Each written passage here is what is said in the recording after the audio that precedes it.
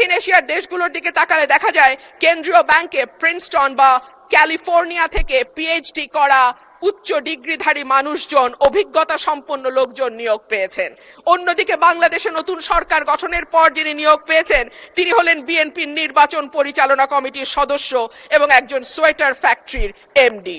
মাননীয় স্পিকার, রাষ্ট্রপতি ভাষণের 5 নম্বর প্যারায় বলা হয়েছে বিবিএস এর চূড়ান্ত হিসাব অনুযায়ী জিডিপি প্রবৃদ্ধির হার 3.49%। প্রবৃদ্ধি হচ্ছে, উৎপাদন বাড়ছে, কিন্তু সেই অনুপাতে কর্মসংস্থান সৃষ্টি হচ্ছে না, বরং উৎপাদন ও সেবা খাতগুলোকে অর্থনীতির মূল চালিকা শক্তি হিসেবে ধরা হয়। সেই দুই খাতেই কর্মসংস্থান চলছে। একে চাকরিবিহীন প্রবৃদ্ধি বলে, যা দীর্ঘমেয়াদে অর্থনীতির স্থিতিশীলতা, অন্তর্ভুক্তিমূলক প্রবৃদ্ধির জন্য একটি বড় ঝুঁকি। দেশে শিক্ষিত বেকারের সংখ্যা বাড়ছে, অন্যদিকে দক্ষতার অভাব এবং ভাষাগত দুর্বলতার কারণে বড় বড় প্রতিষ্ঠানগুলো বাধ্য হচ্ছে অন্য লোক নিয়োগ দিতে, অর্থাৎ কর্মমুখী শিক্ষা দিয়ে চাকরির জন্য প্রস্তুত করতে আমরা ব্যর্থ হচ্ছি। মাধ্যমিকের নিচে শিক্ষাগত যোগ্যতা থাকা ব্যক্তিদের বেকারত্বের হার যেখানে 3.01%, সেখানে উচ্চ ডিগ্রিধারীদের ক্ষেত্রে এটি 8.7%। ভাষণের 6 নম্বর প্যারায় মূল্যস্ফীতির কথা বলা আছে।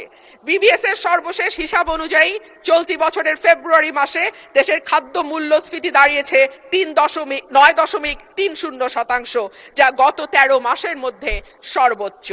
উচ্চ খাদ্য মূল্যস্ফীতির কারণে বিশ্ব ব্যাংকের ঝুঁকিপূর্ণ দেশগুলোর লাল তালিকায় অলরেডি বাংলাদেশের নাম গেছে।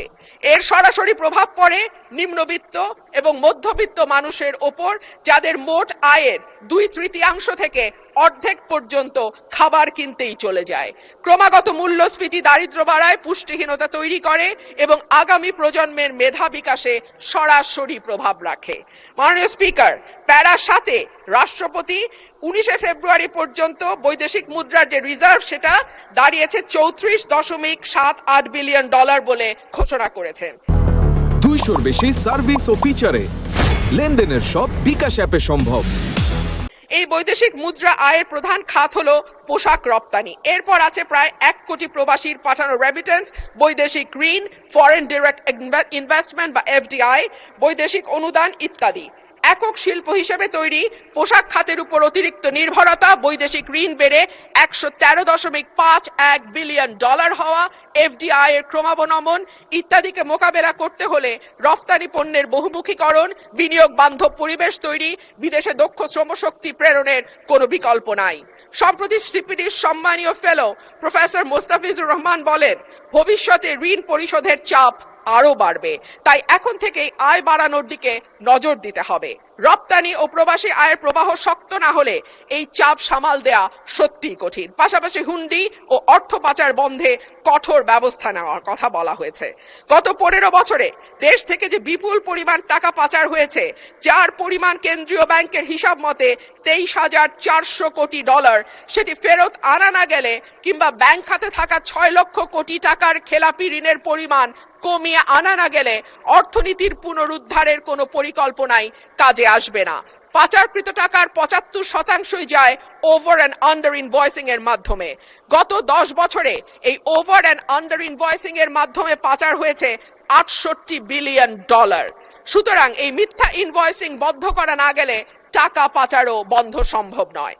মাননীয় স্পিকার, রাষ্ট্রপতি তার ভাষণে বাংলাদেশ ব্যাংক, রাষ্ট্রায়ত্ত ও বেসরকারি ব্যাংক, বীমা, আর্থিক প্রতিষ্ঠান ও পুঁজিবাজারের সঙ্গে সমন্বয়ের মাধ্যমে সার্বিক তদারকি উন্নতকরণ, আমানতকারীদের সুরক্ষা নিশ্চিত, খেলাপি ঋণ হ্রাসে গুরুত্ব দেওয়ার কথা বলেছেন।